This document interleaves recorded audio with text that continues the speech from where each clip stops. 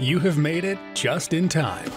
Your go-to podcast for all things e-commerce logistics.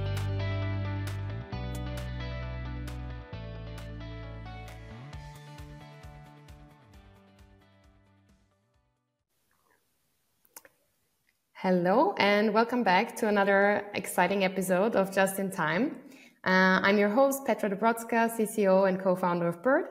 And in today's episode, we will be unlocking the doors to the warehouses. So essentially the hearts and souls of supply chains around the globe.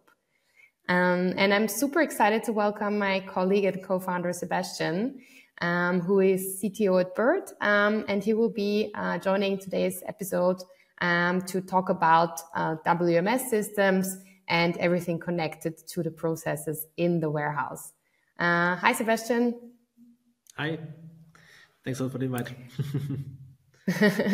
Sure. Sebastian, do you want to maybe explain a little bit, what your background is, your connection, and basically why you're the right person to talk about WMS systems? Sure, yeah, glad to.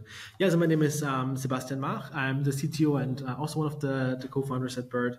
I'm basically responsible for everything in tech. So I have the teams of engineering and product below me. So basically, since many of our listeners might know, we have our own in-house WMS system. So basically, I'm responsible for kind of building that system and developing it.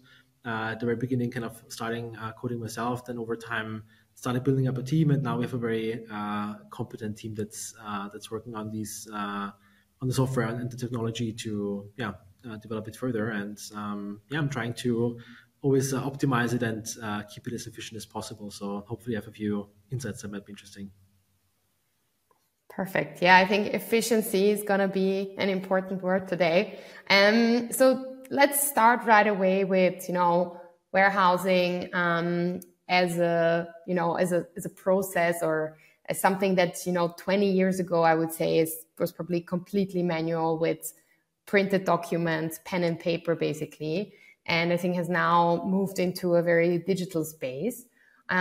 So maybe, Sebastian, can you explain a little bit, very high level? I think many people know this in more detail, but just what are warehouse management systems and maybe a bit of the history, how they have developed over time. Sure, yeah. I think that's kind of one of the keywords that many people have heard about, WMS or warehouse management system. And it's really kind of the key or the heart of an efficient warehouse. And basically what it is kind of an ERP system, but very, very focused on the warehouse level. So effectively telling the people inside the warehouse kind of how, first of all, where products are stored, how to pick them, and then how to pack them. And basically what we've seen also when we started Byrd is that kind of the WMS industry is kind of stuck in the early 2000s. So kind of the standard was that first of all, integrations from your shop system to the WMS is quite complicated. Many times you work with some CSV files or Excel files that you send over email kind of to the warehouse that then have to import it. And so it's a very manual, not very digital kind of native experience, let's say. And that's kind of where we saw kind of a gap and also where we tried to fill it and then innovate with Byrd as well.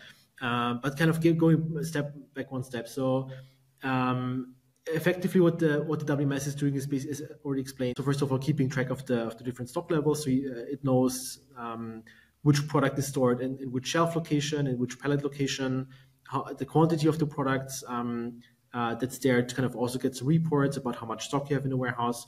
But then also kind of telling people where to go to in order to pick and fulfill an order. And what we've seen, it's not that uncommon, is that warehouses are literally working with pen and paper. So when we talk about picking lists, I mean, today it's kind of a digital list, but it's, there are still many warehouses out there, even today, that are working with literal pen and paper. So in the morning, they go to the printer, they pick up like 100 pieces of paper where it says 5 products from shelf location ABC, and then they go there and manually tick off that they picked this location, which of course worked fine back in the days, but nowadays with kind of growing e-commerce volumes and so on, it's not really efficient anymore. So that's kind of what the WMS is doing, is trying to kind of optimize that kind of that picking experience. So kind of first of all, importing orders from the shop system, keeping track of the stock, optimizing the picking.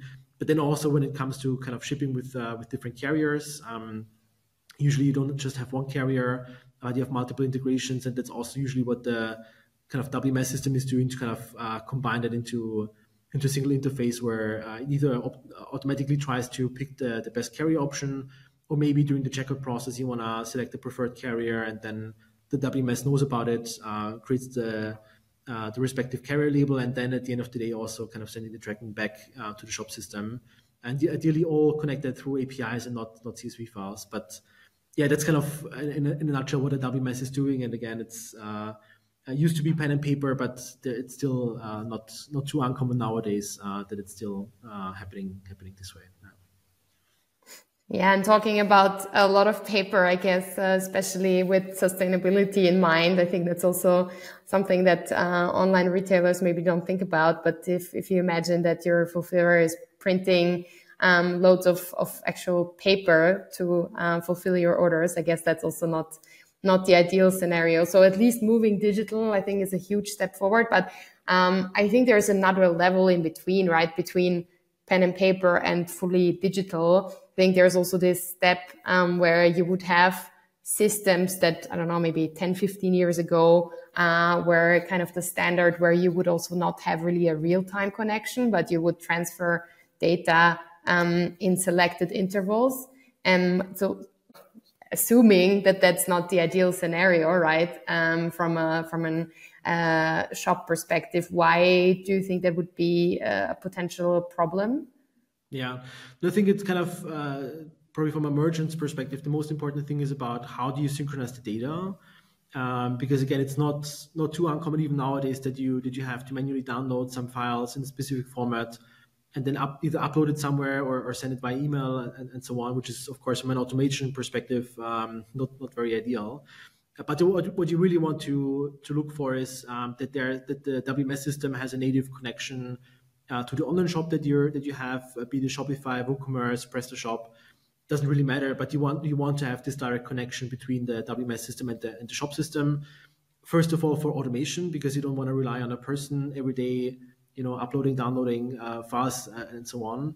But also, for example, from a stock perspective, ideally you want to have kind of real-time insights into your warehouse, like what the stocks look like, because you always have incoming deliveries from your manufacturer, you have outgoing orders, you have returns and so on. And you always want to know the correct stock, and that should also then be automatically synchronized with your shop system, because this way you can only make sure that you have enough stock to sell, basically, but also that kind of when you're out of stock and that you don't get orders for products that are out of stock. Exactly. So basically kind of having that connection between your shop system and the WMS system. And there's also, again, maybe even if the warehouse is working with smartphones or kind of devices for the picking and packing, there's still many kind of legacy systems that are built long before Shopify existed. So you're still relying on some third-party kind of plugins or kind of software layer on top that then connects between the shop systems and the WMS, and that can still work, but the more hops you have in between, the more things can go wrong.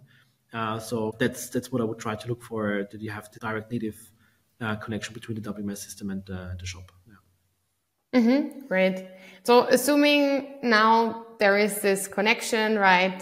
Real-time native, the order is imported, then it comes to, I would say, the most time-consuming and resource-consuming part of the process, which is the picking, right? And then ultimately the packing process. I think there's a lot of discussions always about this, how to make this as efficient as possible, because ultimately that is the core of making sure that the orders can be fulfilled as quickly as possible. So can you share some insights about picking and packing strategies? What are the different types? How do I know if the right picking and packing strategy is used for my product? Yeah. And I think the most important thing is to really understand kind of what your order structure looks like, because there's no single picking strategy that's the best for every merchant. So what I would always try to look at first is what does your order structure look like? What does your product structure look like? Because if you have, let's say, only a handful of SKUs, stock keeping units, so the products that you're selling, that's a very different game than if you have thousands or maybe millions of different SKUs. So, and then the other question is kind of how many orders do you have per SKU, right? So if you take the most simple example, you have 1 or 2 products and you sell 1,000 pieces of this product every day. So likely what you want to do is you want to pick directly from a pallet, right? And maybe one thing to establish first is that when you get the deliveries from your manufacturer, typically it comes on a pallet, right? Because you have then these high rack storages where you can put the pallets in. So this is kind of the one type of shelf location, the pallets location. But then you also have shelf locations, basically, where you have kind of smaller quantities of the same products or different products. And again, if you only have one SKU and you have high order volume, then it doesn't make sense to kind of sort the products from the pallet into the shelf first, because it just takes time, and you would fulfill them in a day or in an hour anyway. So there it makes sense to kind of pick from the pallet directly. And it also probably makes sense to pick more than one order at a time, right? So there's one concept called single order picking, where you always pick one order at a time. Again, which might make sense for either large orders or if you have many different SKUs. But again, if you think about you have to ship 1,000 product of the same product every day, it makes sense to just go to the pallet, pick the 1,000 products, and then go to the packing desk. They all look the same. There's no difference between them. So you also want to print all the 1,000 shipping labels at the same time to kind of be more efficient. So that's kind of the one extreme, to kind of have these low quantity single item orders with high volume. The other extreme would be if you have maybe still a high order volume, but many different SKUs. And then what you want to do is you want to maybe have kind of some stock on the pallets for future orders, but you want to put them into a kind of a shelf system where it's more efficient to pick from rather than from a pallet. And one thing you want to do there as well, for example, is an ABC analysis, it's called. So basically you look at, typically you have some high runners, some SKUs that are ordered most frequently. Then you have some kind of normal products, and then maybe you have some products that are ordered only once in a while. And kind of the picking strategy already starts with the warehouse layer, right? Because you want to organize your shelf structure in a way that all the high runners are kind of packed together, so that you again can pick them more efficiently. And then there's maybe a different picking strategy. Again, single order picking wouldn't make sense in this case because you just have to run all the time and pick for a single order. But picking 1,000 of the same product every time maybe also doesn't make sense, because the likelihood that you have 1,000 orders with the same products is very low, right? So one other picking strategy could be batch picking. And typically how that works is that you have like a movable shelf almost with like, I don't know, depending on the size, 20, 30 smaller compartments. And then you basically run through the shelves in a kind of zigzag move where you only want to go to every shelf location once. You pick the product, and then you already sort it into the kind of movable shelf to kind of have a sortation there. And then once you kind of went through all the shelves, then you bring the cart to the packing station where every order can be individually packed afterwards. Again, kind of to try to maximize efficiency. And then maybe a third case could be that you have very large orders. So typically I would say it's kind of a B2B order, pallet order, where single order picking might be the best strategy, because you have to pick and pack entire pallets. So it wouldn't make sense to pick 50 pallets at the same time. It doesn't make any sense. So there, kind of single order picking might be the most efficient one. But kind of to summarize again, I think it's very difficult to kind of give one answer, kind of what's the best picking strategy, what's the best packing strategy, because it really depends on your individual order structure and product structure. But I hope that kind of gives a bit of an overview what's out there and what might be best for your needs.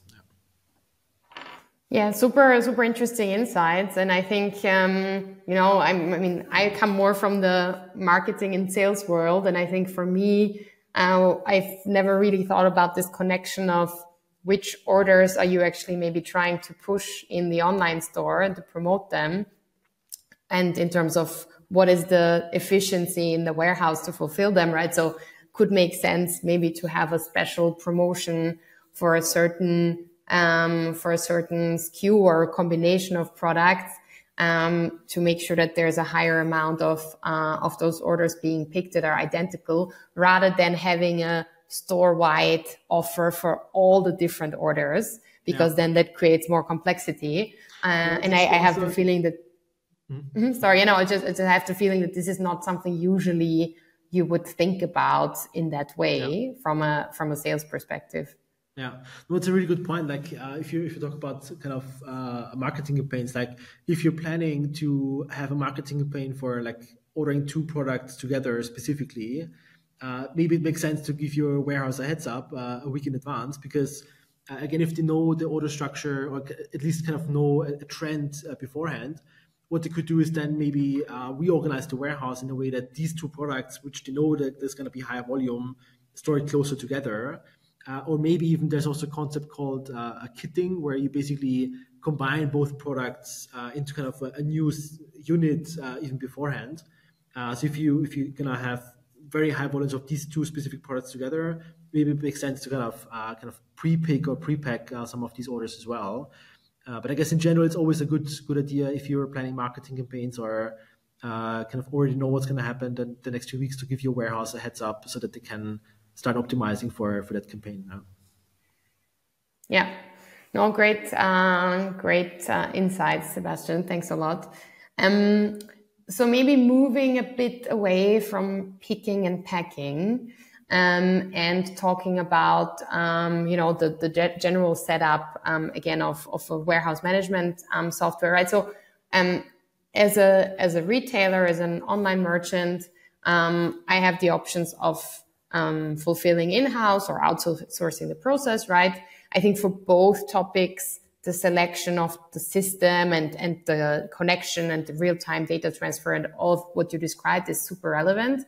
If you're doing outsourced fulfillment, I guess you don't have so much kind of say in the picking and packing, but still, I think it still is valuable, even if it's outsourced, to understand the process and potentially improve your strategy, as we just discussed, to make sure that the picking and packing can be efficient. But then if you're thinking of a retailer who's fulfilling in-house, right, they do actually have to actively select the WMS system. So what do you think, like high level, right? You said it's very specific based on the products, but what do you think is like high level, some things to take care of or to keep in mind when selecting that WMS system? Yeah, I think that the first thing to look is actually your shop system. So because typically, or what I've seen is that merchants kind of first start with the shop system. Again, like very commonly use this, for example, Shopify, but you might have something different. And kind of first look at what can your shop system actually offer you to do the fulfillment yourself, basically. And nowadays the shop system are quite powerful. There's maybe some plugins and so on that you can use because there you have the guarantee that it kind of works best in tandem with your online shop, right? And maybe if you're getting bigger, if you maybe have your own warehouse, multiple shelves, you have multiple employees that are only there for picking and packing orders, right? Because many merchants start they're kind of a one-person show, right? They do everything from marketing to selling to picking and packing. But as soon as you kind of have employees just doing that, then maybe it makes sense to start looking for dedicated software because the shop system might not fit your needs anymore. And again, I think that the most important thing to look at is does the WMS system work well with your shop system? Is there a direct connection, or do you need to purchase yet another third-party application that translates the shop orders to the WMS orders? So kind of these 2 things should really work well in tandem, the shop system and the WMS system.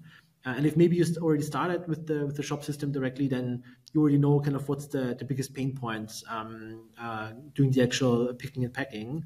Because at the end of the day, what you always want to optimize for is efficiency, right? To process the orders as efficient as possible. And again, it heavily depends on the shop, on the products that you're selling. But typically, then you already know kind of these are the 2-3 processes or the 2-3 things that are really taking a long time. And when you look at the different WMS systems, really take a closer look. Are they helping you with that problem? Are they making you efficient with that specific thing?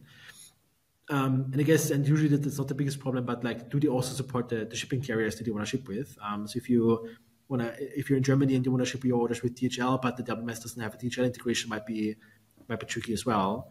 But I think that's kind of what I would look for. First of all, can the shop system basically help you with what you're trying to achieve? Maybe you don't even need a standalone WMS system. If you need one because you're bigger, is there a good connection to your shop system? Can it solve the pain points that you have? Can it make you efficient? And then ideally kind of try it of you and just see what feels natural, what feels good for your specific need. I think that's kind of the very generic high level recommendation I can give for that. Awesome. So that's the software part, right? I think that's very essential, and without a good software for the warehouse, as you said, like scaling is very tough. But there is this hardware element as well, right? At some point, you do need to also use some kind of hardware, maybe to weigh the products or to scan the barcodes, different kinds of steps. So what are the important things to keep in mind there? Yeah. That's a good point, right? So inside the warehouse, be it if you do it yourself or with your fulfillment partner, they need certain hardware to actually do the picking and packing, unless they're still using pen and paper, which I hope they're not. But assuming they don't. Then when you're doing the picking, you're walking around in the warehouse, so you need something mobile with you. And typically, in most cases, there's some app for that, right? So there's either an Android app or some use iPhone for that as well. What I would always look at is kind of, so maybe to put it differently. So the most expensive thing in your warehouse is basically the workforce, right? So what you really want to optimize for is making the workforce in your warehouse as efficient as possible. And one of the mistakes I've seen many times is that basically when you procure hardware for your warehouse, they look at like how much does that phone cost or how much does that scanner cost. But if you think about like how much time it can save the workers, the cost of the equipment is almost negligible, because if you fulfill thousands of orders and you can save only 1 or 2 seconds per order, the hardware usually amortizes in no time, right?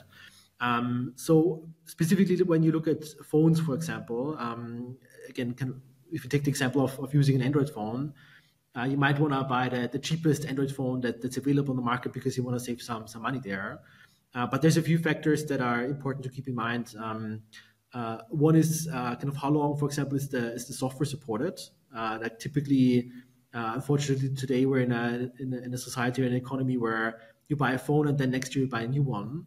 But it also means that the manufacturer doesn't support the Android version for more than a year, basically. And every year you have to buy a new phone. So you want to buy kind of maybe a bit more expensive one where you know it's going to have software updates for longer. Another important factor, for example, is like, do you only work one shift or do you work multiple shifts? And is the phone battery, does it last long enough to actually work through a full shift even, or maybe multiple shifts? So there are some more professional phones that actually have swappable batteries, so you don't have to buy a phone per shift, but you can actually use the same phone but just have a separate battery. And the other thing is also barcode scanners, and I've tried out many different barcode scanners, the cheap ones that you can buy on Amazon, and typically they're just not very good, right? So you have to scan a barcode maybe multiple times. It doesn't scan it from far distance.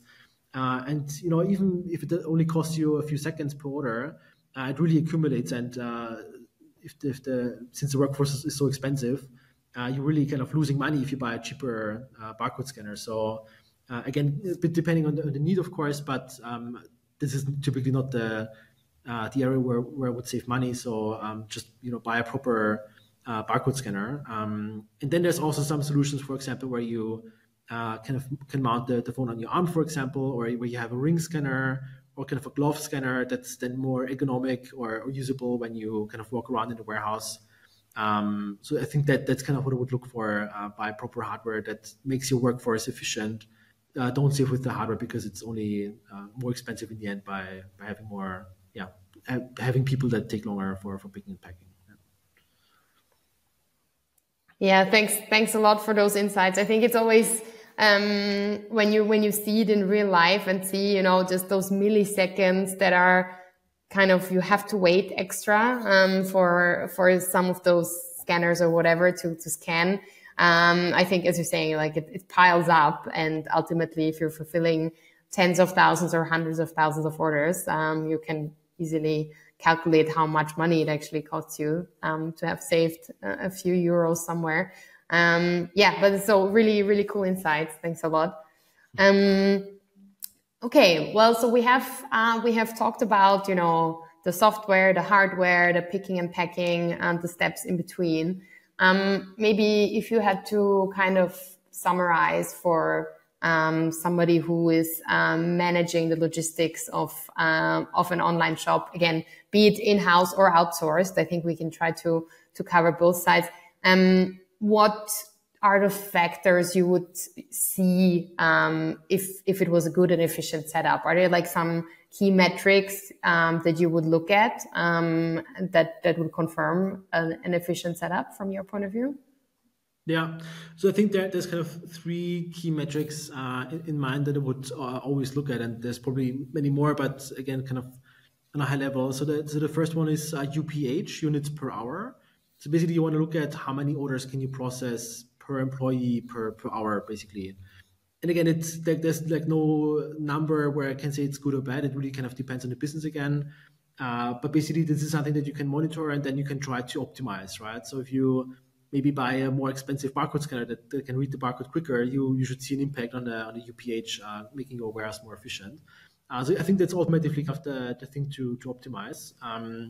The second one is weeks of coverage, so kind of more from a stock level perspective, because depending on like how much products you want to buy, right? Because you want to have enough products to obviously fulfill for a couple of weeks or even months, depending on your expected sales and so on. But you also don't want to have excessive amounts of stock. I've seen some customers that have literally like 80 years worth of stock, which is very inefficient also from a capital perspective, right? You don't want to have capital laying around in your warehouse. So you're kind of trying to optimize the weeks of coverage of your stock.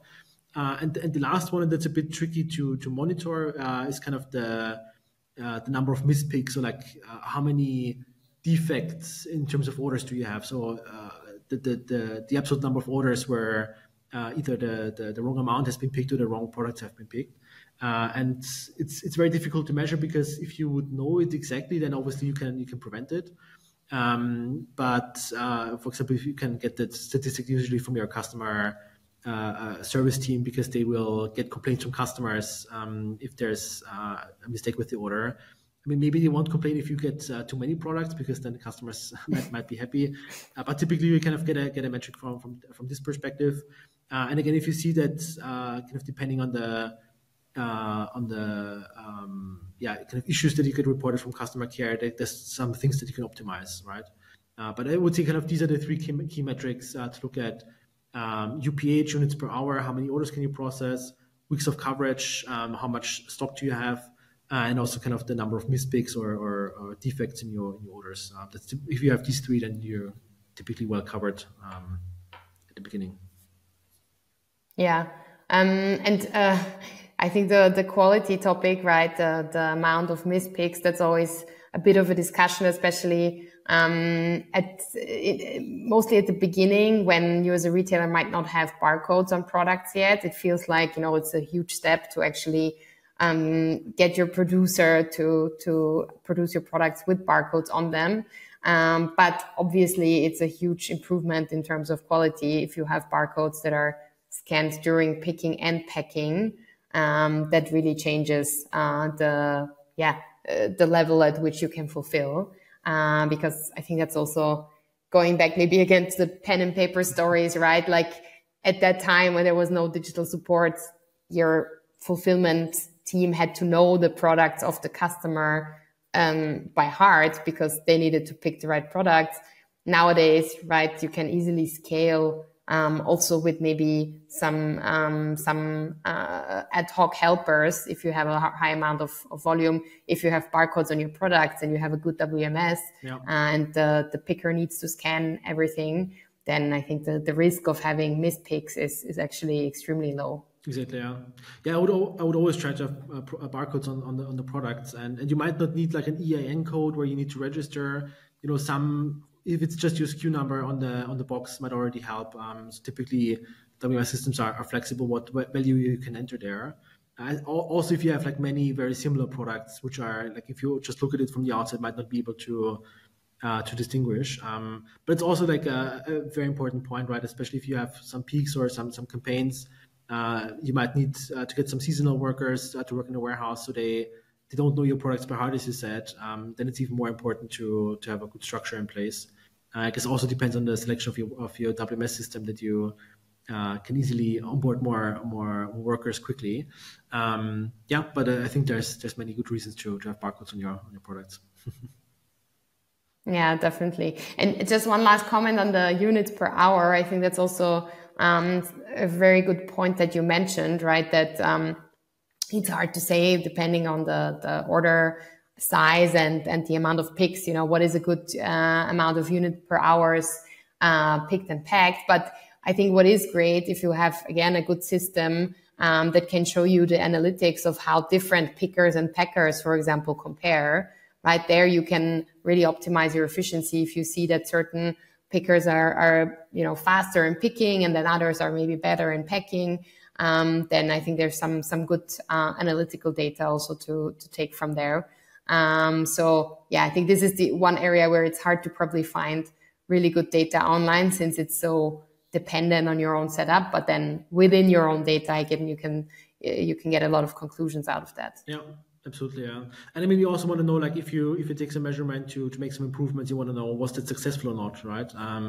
And if you already have a few weeks of a UPH metric, for example, then you can tell based on your own, because I think also in sports, you always kind of try to compete against yourself, right? Where you maybe not become the fastest runner, but as long as you kind of keep on progressing and keep on getting faster than the week before.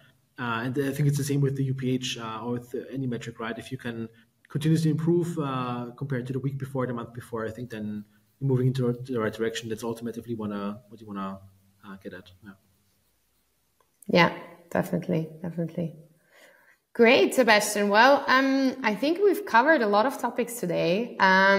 Maybe just to do a quick recap, right? We started off with the topic of what is a WMS in general? How, is it best to select it? Ideally, it's one that connects really well with your online shop so that there's no gaps in between the different tools and data connections that might not work as intended.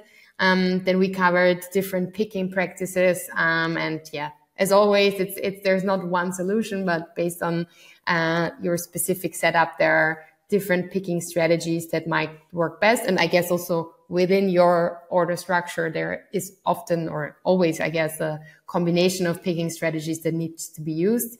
But that's probably best to try and see based on the specific data that you have. Then we covered, WMS selection and basically that aiming for efficiency in the warehouse is both true for the software, but also for the hardware side. And that, might not make sense to save a few euros or dollars on one side if then it costs you a lot of money during the processes because they're inefficient. The last topic was key metrics, where you mentioned a few, and I think those are really good starting point for somebody who wants to start tracking the performance. Sebastian, any other comments, anything else that comes to mind that I forgot to ask you? No, I think you covered it all. And there's, I think, nothing more to add from my side. Perfect. Awesome. Cool. Then, thanks a lot for joining me today, Sebastian. Thanks for all the insights. It was very, very interesting chat. And yeah, thanks to our listeners for joining in today. The next episode will be about inventory management. So actually we already jumped into it a little bit with the weeks of cover. And next time we'll be sharing a bit more insights into optimal stock levels and cash flow strategies. Yeah, so thanks again, everybody. See you next time, or talk to you next time, and have a great week until then. Bye-bye. Bye.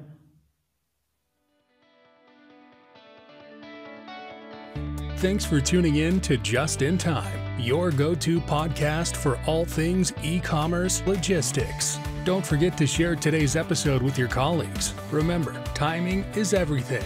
For more information about Byrd's tech-driven e-commerce fulfillment services in Europe, visit getbyrd.com now.